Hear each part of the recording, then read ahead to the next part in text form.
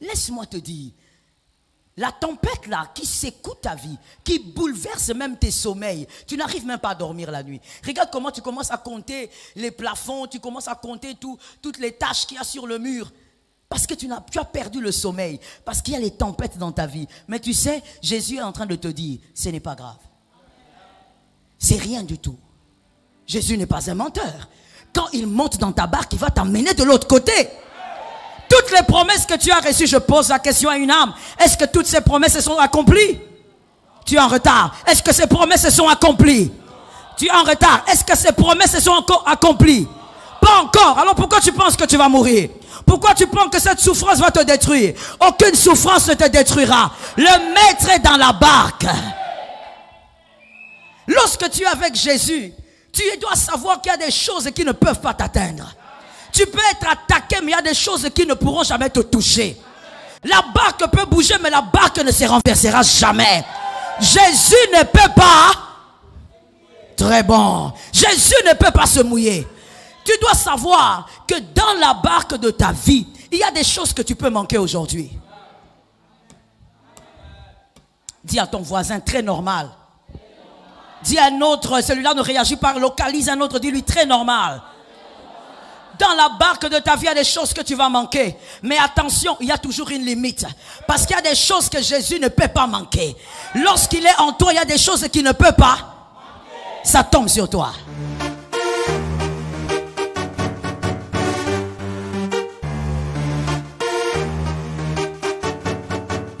Shalom bien-aimé dans le Seigneur Jésus-Christ. Aujourd'hui la servante de Dieu Joël Gloria Cabassel, pasteur principal de l'église Assemblée évangélique Nouvelle Alliance de Kinshasa, nous exhorte de rester fort pendant les moments difficiles et n'abandonne pas la foi. Il n'y a pas plus inconfortable qu'une douleur intense qui paralyse au lit. Il n'y a pas plus dur qu'une injustice subie à tort. Que dire d'une perte d'emploi, du décès d'un être cher, des difficultés familiales et tant d'autres soucis qu'il faut gérer au quotidien. Ce genre de situation affecte souvent le moral en plus de nous mettre mal à l'aise, tellement elles ont tendance à tirer l'homme vers le bas. Oui, il peut arriver dans votre vie que vous passiez par des déserts. Certes, Dieu ne vous conduit pas toujours sur des chemins faciles. Il est donc nécessaire de se forger un mental de fer. Restez fort dans les moments difficiles et n'abandonne pas la foi. Bien-aimés dans le Seigneur, sachez que l'épreuve de votre foi produit la patience. Toi dont la patience est usée et qui ne conçoit plus que, toute chose concourt au bien de ceux qui aiment Dieu, de ceux qui sont appelés selon son dessein. Romains 8 verset 28. Abonnez-vous, aimez et partagez afin d'apporter l'évangile de Jésus-Christ aux nations, car il y aura plus de joie dans le ciel pour un seul pécheur qui se repent. Que la bénédiction de Dieu soit votre partage dans le nom puissant de Jésus-Christ. Amen. Face à la tempête ou face aux tempêtes, garde la foi. Nous sommes dans Matthieu 8, 23 à 26. Matthieu 8, 23 à 26. Je lis au nom de Jésus. Il monta dans la barque et ses disciples le suivirent. Que quelqu'un dise le suivi. Je n'ai pas entendu, j'ai dit que quelqu'un dise le suivi. Et voici, il s'éleva sur la mer une si grande tempête que la barque était couverte par les flots. Et lui, il dormait. Que quelqu'un dise, il dormait. Les disciples s'étant approchés le réveillèrent et dirent, Seigneur, sauve, nous périssons. Il leur dit, pourquoi avez-vous peur, gens de peu de foi? Je dis à quelqu'un que ce matin, ça ne soit pas ta phrase. Tu ne dois pas être un homme de peu de foi. Alors il se leva, menaça le vent et la mer. Jésus va menacer le vent et la mer. Ça tombe sur toi par la grâce de Dieu. Jésus va menacer sérieusement le vent et la mer. Il eut un grand silence. Que quelqu'un dise un grand silence. C'est ce que Christ est venu te dire ce matin. Le grand silence arrive. Mais avant que le grand silence n'arrive, il doit avoir les tempêtes. La mer doit s'agiter. La mer doit agiter ta barque et ta barque c'est ta vie. La mer doit agiter ta barque. Mais de toutes les manières, le silence arrivera. Regarde ce qui se passe et je te le dis pour que nous ne puissions pas tomber dans le même piège. Les disciples, la Bible dit, les disciples suivirent Jésus dans la barque. Volontairement, les disciples suivirent Jésus dans la barque. Jésus n'avait appelé personne. Ils l'ont suivi dans la barque. Comme toi et moi. Nous avons décidé, nous avons choisi de suivre Jésus. Nous avons décidé de marcher avec Jésus et de vivre avec Jésus. Qui est d'accord avec ça? Jésus est ton Dieu, n'est-ce pas? Nous avons donc décidé de suivre Jésus. Ils ont suivi Jésus dans la barque. Et ils ont décidé de rester avec lui. Mais la Bible dit, à un moment donné, il eut peur. Pourquoi? Parce qu'il y avait la mer qui s'agitait, il y avait la tempête, il y avait une très grande agitation. Ils avaient peur que la barque se renverse. Et Jésus leur dit, homme de peu de foi, mais Jésus ne leur dit pas, faites taire la tempête. Jésus ne leur dit pas, pourquoi vous n'apaisez pas la mer? Jésus dit simplement, homme, que quelqu'un dise à son âme, ça doit changer ce matin. Donc Jésus est en train de faire des reproches. Il ne fait pas des reproches sur ce qu'ils n'ont pas fait, il fait des reproches sur ce qu'ils ont manqué. Il fait des reproches sur le manque de foi. Il dit, vous n'avez pas la foi. Mais Jésus s'arrête là et Jésus se concentre sur la tempête et la mer. Pourquoi? Parce que tu vois dans la vie, mon frère, parmi les choses les plus horribles dans la vie, parmi les choses les plus bizarres, les choses les plus insensées de la vie, c'est de décider de suivre quelqu'un, de vivre avec quelqu'un sans la connaître. Décider de vivre avec une personne sans la connaître, ça fait partie des choses les plus insensées de la vie. Quand tu décides de suivre quelqu'un, travaille à connaître la personne. Que Dieu te bénisse. Quand tu décides de marcher avec quelqu'un, décide aussi de connaître la personne. Pourquoi Jésus a dit homme de peu de foi? Jésus voulait simplement dire, vous pensez que vous pouvez couler et moi dans la barque. Je ne vous demande pas d'apaiser la mer, je vous demande de me faire confiance. Que Dieu soit béni. Moi-même, cette prédication me bénit, elle me rassure déjà. Si je me parlais à moi-même, je pouvais même m'arrêter là.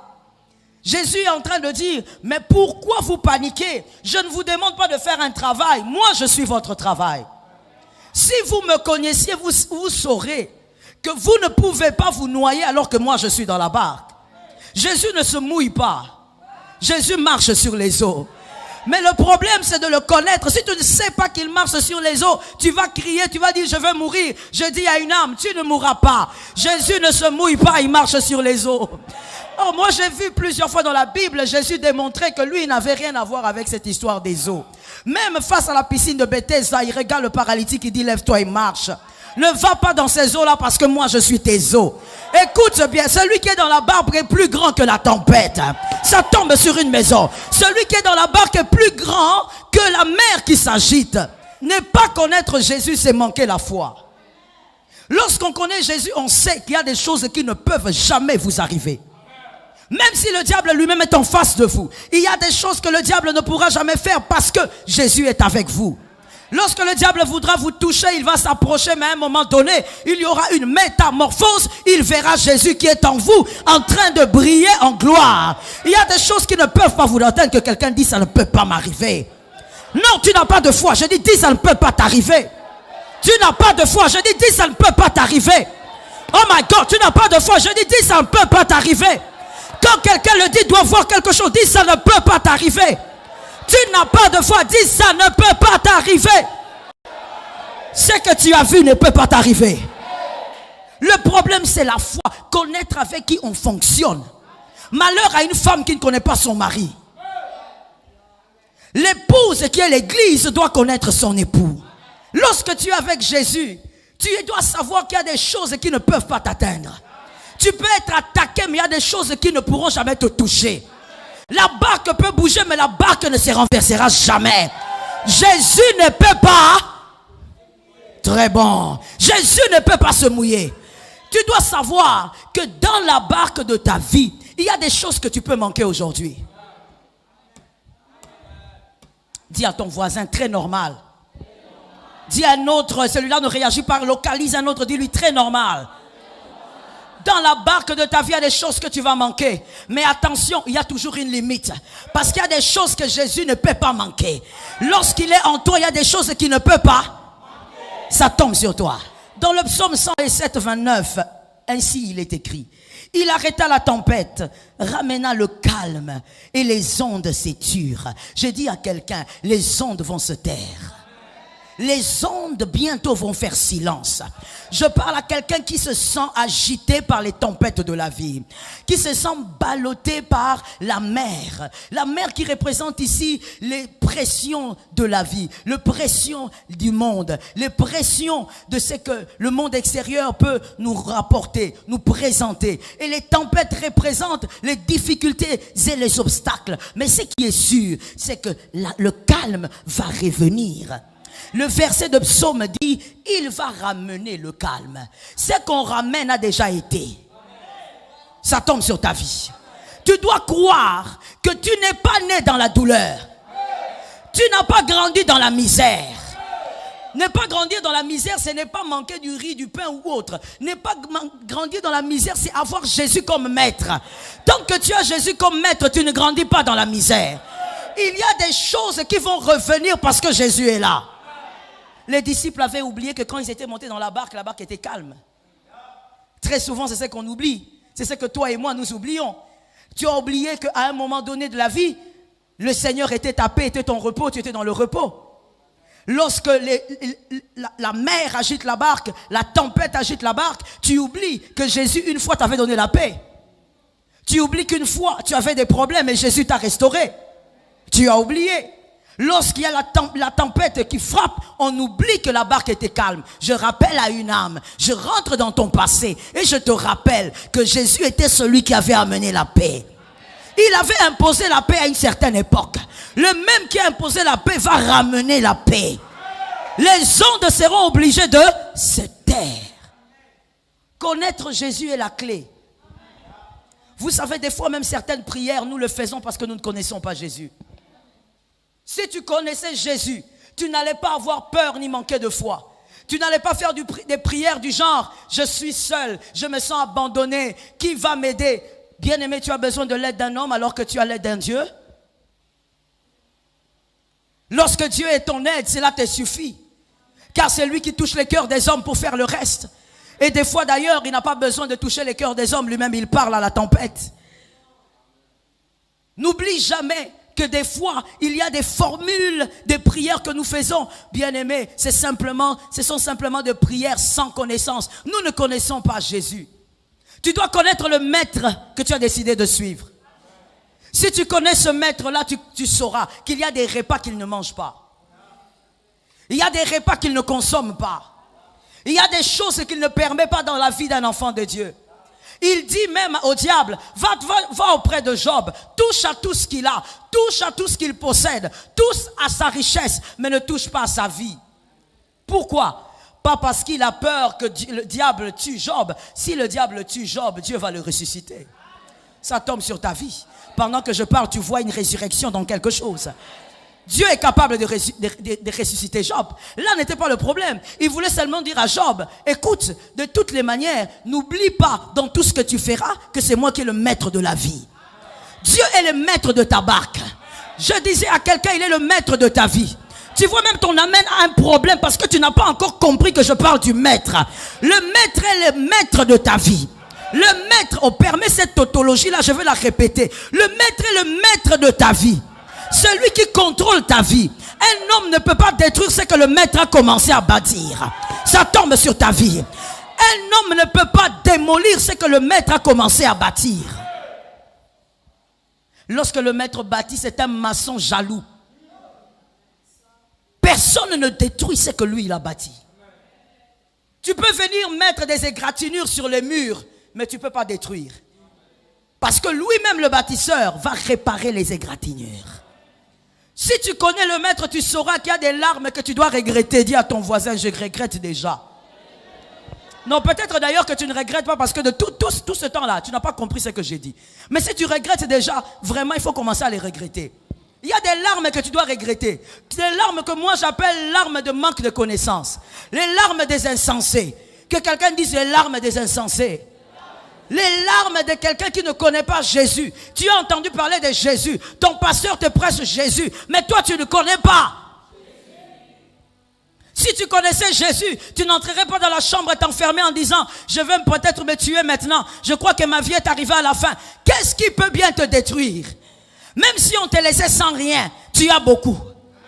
Ça tombe sur une âme. Même si on t'a déshabillé complètement, tu es habillé. Parce que celui qui est en toi, c'est celui qui habille. Celui qui est en toi, c'est celui qui positionne. Celui qui est en toi, c'est celui qui propulse. Je prophétise au nom de Jésus qu'Adonai te propulse. Que le Maître te propulse.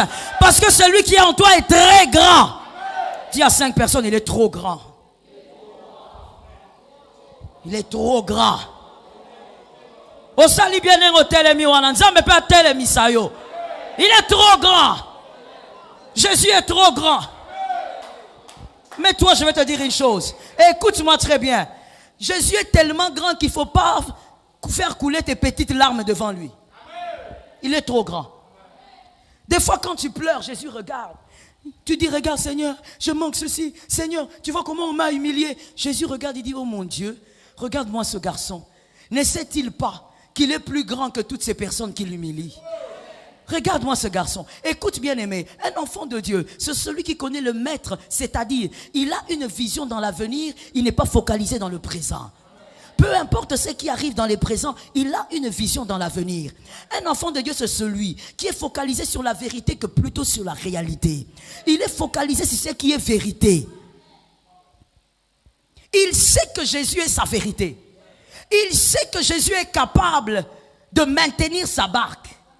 Il sait que Jésus ne permettra pas qu'il meure comme un chien. Ça tombe sur toi. Celui qui a été distrait, il est distrait. Ça tombe sur toi, ça tombe sur tes fils. Ils ne vont pas mourir comme des chiens. Oh, Azokati Sanzela Koufi, il traverse la route, il est mort. C'est quoi ces choses-là? Il y a des choses qui ne peuvent pas t'arriver. Est-ce que quelqu'un m'entend bien? Tu entreras dans l'avion, mais à cause de la présence de celui qui connaît Jésus, cet avion ne fera pas de crash. Parce que tu connais Jésus. Même quand ça s'agite, tu es calme. Tu connais les promesses. Laisse-moi te dire une chose. Si tu connais Jésus, tu sauras que Jésus ne ment pas. Jésus n'est pas un menteur. Tout ce qu'il t'a promis va l'accomplir. Les disciples étaient agités pourquoi? Ils pensaient qu'ils allaient mourir. Et pourtant, Jésus n'était pas monté dans la barque pour mourir. Jésus était monté dans la barque pour aller de l'autre côté. Jésus n'est pas un menteur. Quand il monte dans ta barque, il va t'emmener de l'autre côté. Toutes les promesses que tu as reçues, je pose la question à une âme. Est-ce que toutes ces promesses se sont accomplies? Tu es en retard. Est-ce que ces promesses se sont accomplies? Tu es en retard. Est-ce que ces promesses se sont encore accomplies? Pas encore. Alors pourquoi tu penses que tu vas mourir? Pourquoi tu penses que cette souffrance va te détruire? Aucune souffrance ne te détruira. Le Maître est dans la barque. Let me say something. D'ailleurs, quand le Maître était en train de dormir, une manière de faire comprendre aux disciples, cette tempête n'est pas grave. Cette mer qui est agitée n'est pas grave. Il dort.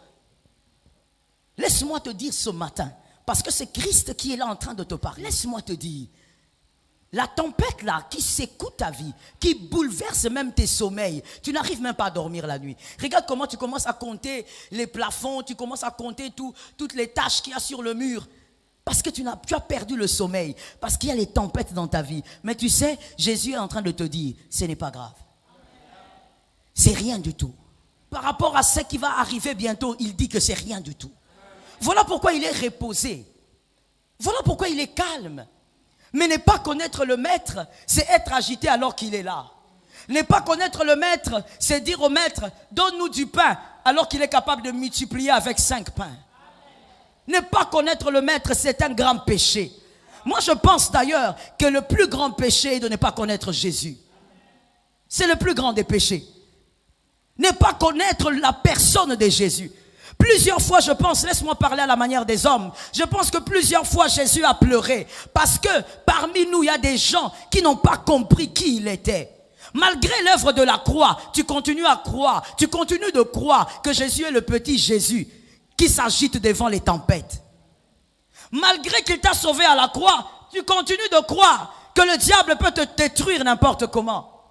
Malgré qu'il t'a sauvé à la croix, tu continues de croire que ton enfant peut mourir avec une malaria. Malgré qu'il t'a sauvé à la croix, tu continues de paniquer devant les petites choses du monde. Lorsque tu manques un pantalon, tu t'agites. Lorsque tu manques une belle chemise, tu t'agites. Lorsque tu ne peux pas faire les choses comme tes amis, tes collègues, tu dis je suis en retard. Connais-tu Jésus? Tu te plains pour cette maladie? Est-ce que toi tu connais Jésus? Si tu connaissais Jésus, tu ne serais pas en train de pleurer pour cette maladie. Pendant que tu es assis devant moi, tu penses même que tu vas mourir de cette maladie. Est-ce que tu connais Jésus? Est-ce que tu connais celui qui a levé les paralytiques? Tu connais celui qui a ouvert les yeux des aveugles? Est-ce que tu connais celui qui a pris la boue, qui a transformé la boue à un produit miraculeux pour la vue? Est-ce que tu connais Jésus? Jésus est celui qui dame au-dessus de toutes les maladies. Jésus est celui qui confond la sagesse de la science. Connais Jésus, tu ne vas plus pleurer. Que quelqu'un dise les larmes de honte. Que quelqu'un dise les larmes de honte ne sortiront plus. Un vaillant héros ne pleure pas comme ça. Attends le jour que je mourrai, tu vas pleurer. Ne pleure pas pour des choses comme ça. Ne pleure pas pour des choses basses. Non, je ne fais pas de l'avant. Qui t'a dit que tu n'avances pas? Quand on est dans une classe avec Jésus, on est assis sur le banc, on est en train d'avancer. On n'est pas en retard. Jésus, quand il est ton enseignant, Ramachatayabo, tu es en train d'avancer. Tu n'es pas en retard. Ne dis jamais que tu es en retard quand Jésus prend le temps de te façonner. Tu n'es pas en retard. Je chasse le diable de cet endroit. Je chasse le diable de tes pensées. Que le diable ne te dise jamais tu es en retard parce que tu n'as pas la voiture que ton collègue a. Tu es en retard parce que tu n'as pas la maison que ton ami a. Tu n'es pas ton ami. Toi, tu es un vaillant héros. Tu as ton parcours. L'Éternel est avec toi. Il te façonne. Tu n'es pas ton ami. Dans la barque, il y a Pierre, il y a Jean, il y a Luc. Tu n'es pas ton frère. Tu es toi. Rebochete. Que quelqu'un dise à son voisin, moi je suis moi. Non, c'est important de dire ça. Parce que quand tu le dis, tu entres dans un couloir de ta vie. Dis à ton voisin, moi je suis moi. Pierre est celui qui avait la clé. Jésus lui a remis la clé. Pierre s'est senti important. Oui, moi je suis le grand Pierre. J'ai la clé de l'église. Je suis le père de l'église. Ah, mais il y a un autre qui, lui, la mort n'a pas pu le toucher. Lui, il est allé jusqu'à l'île de Patmos. Pourquoi? Parce qu'on l'a pris. Il s'agit de l'apôtre Jean. On l'a mis dans l'huile chaude, il sort. Intact. Ce n'est pas un dessin animé, réalité. Il sort comme il était entré. Sans brûlure. On le prend, on veut le tuer, ça ne marche pas. Quel est cet homme-là? La mort l'a refusé, la mort l'a fui. Parce que Dieu, Christ a décidé qu'il vivrait.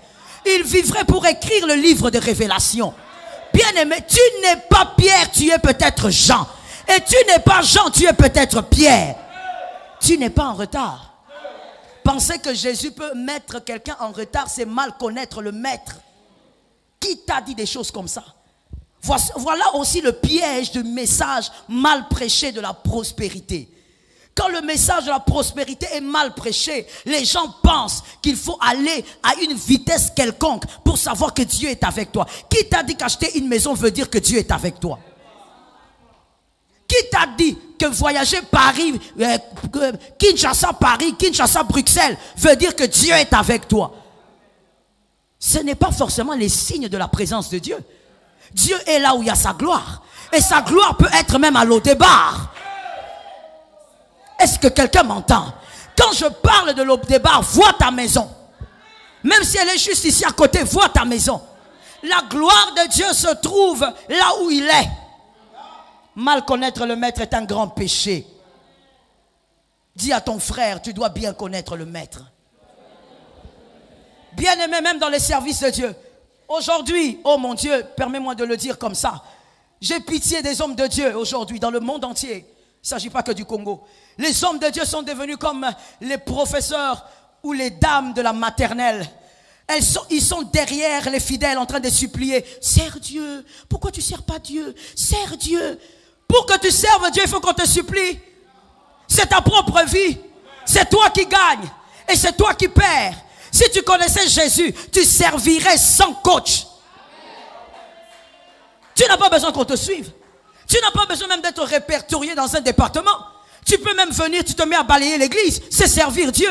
Tu peux venir, tu commences à évangéliser porte à porte. C'est d'ailleurs la grande commission. Mais pourquoi on commence à être derrière toi? Tu ne connais pas Jésus.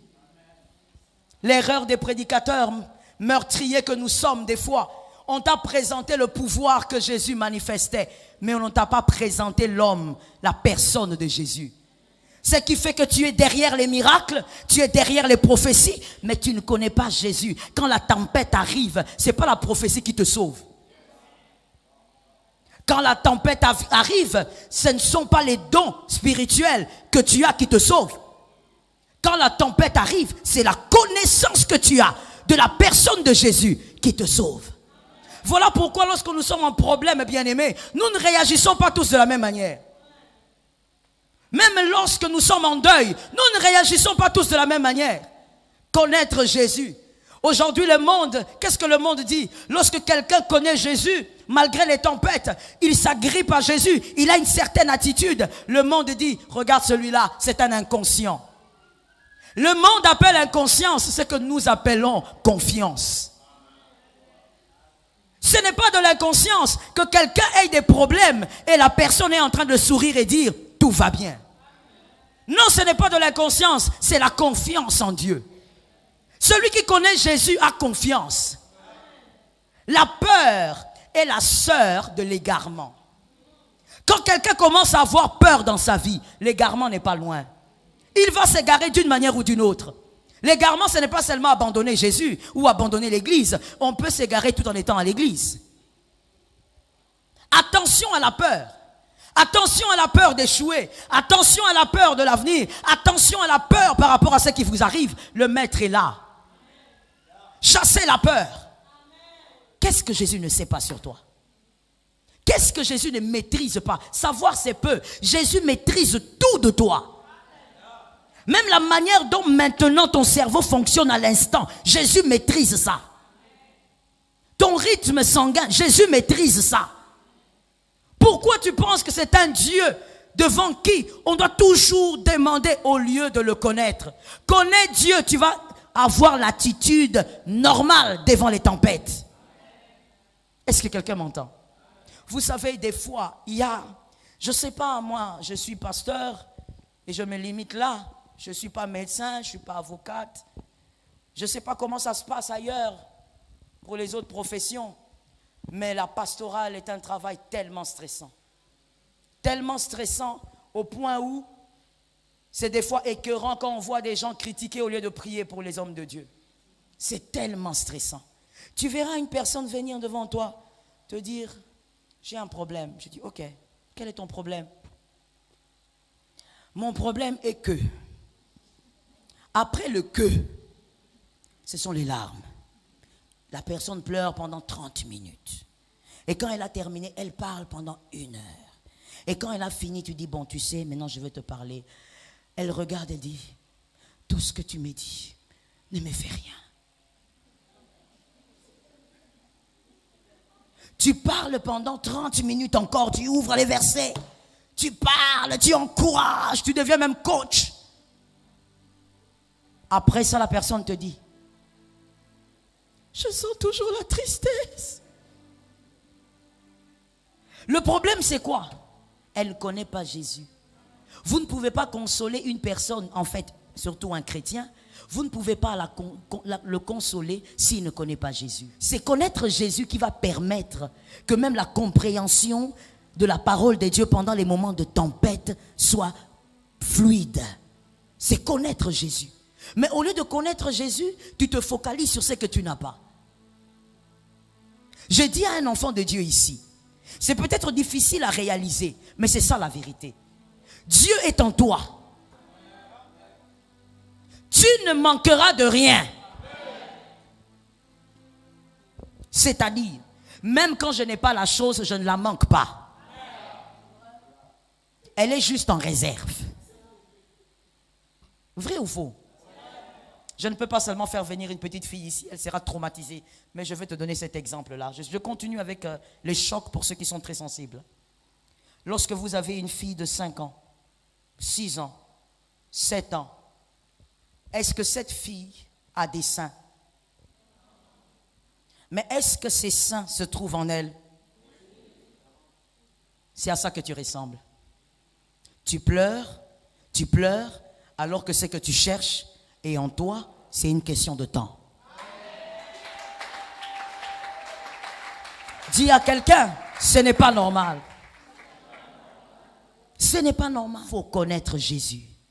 Quand on connaît Jésus, les tempêtes arrivent, on a le langage de foi. Je vais te dire une chose, quand les tempêtes arrivent, la mer bouscule votre vie. Votre foi ne va pas arrêter la mer.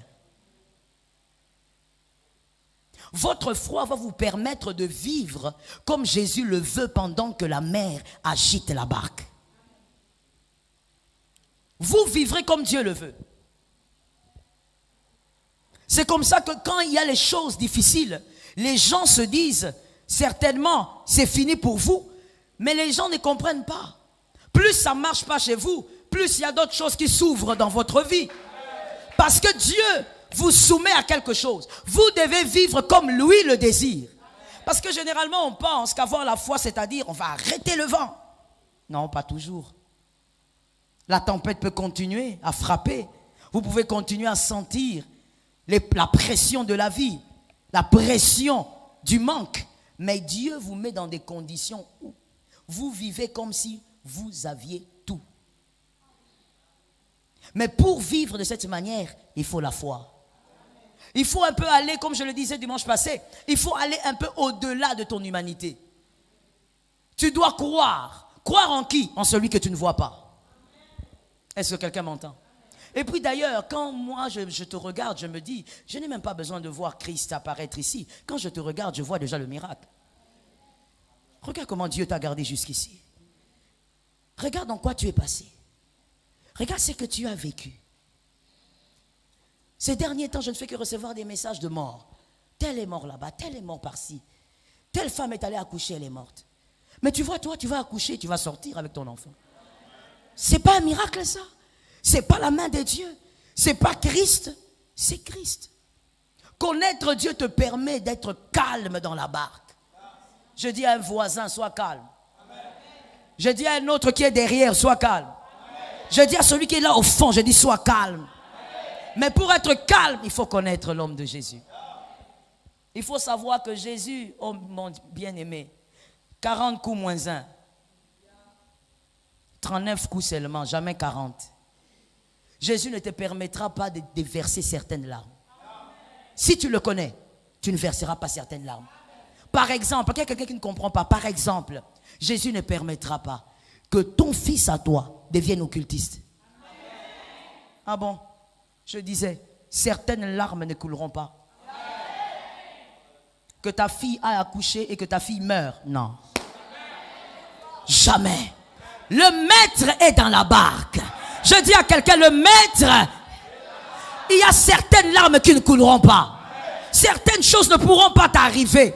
Tu vas apprendre ces choses au loin, mais toi, ça n'entrera pas chez toi. Tu dois laisser la tempête, tu dois laisser la mer s'exprimer. Pourquoi? Parce que dans la vie du chrétien, chaque chose doit s'exprimer. Et doit s'exprimer en son temps. Si les tempêtes ne s'expriment pas, tu ne connaîtras pas la valeur du calme et du silence. La tempête doit parler. Avant que Jésus ne parle, la tempête doit parler. La mer doit parler. La maladie doit parler. Chaque chose doit parler. Sinon, il y a des choses qui vont dire, c'est Dieu qui nous a empêchés de nous exprimer. Voilà pourquoi celui-là craint Dieu. Si moi, la maladie, je viens dans sa vie, il n'aura plus la force de craindre Dieu. Jésus doit démontrer à toutes ces choses, à toutes ces entités, que malgré tout, tu resteras avec lui. Que Dieu soit béni. Malgré tout, tu resteras. Oh, je dis à une âme, quand les tempêtes frappent, reste calme et accroche-toi à Jésus. Ne permets pas par ton attitude que les païens disent, regardez ces chrétiens, les mendiants. Regardez ces chrétiens, ils sont incapables de rester en paix. Regardez comment ils manquent la paix. Ne permets pas aux chrétiens de calomnier ton Jésus. Oh, je pensais que quelqu'un avait son Jésus. Non, c'était juste une pensée. Ne permets pas à quelqu'un de calomnier ton Jésus. Laisse-moi terminer en disant, quand les tempêtes de la trahison, arriveront, c'est pour que tu saches que Jésus est le seul qui demeure fidèle. Que Dieu bénisse celui qui a entendu.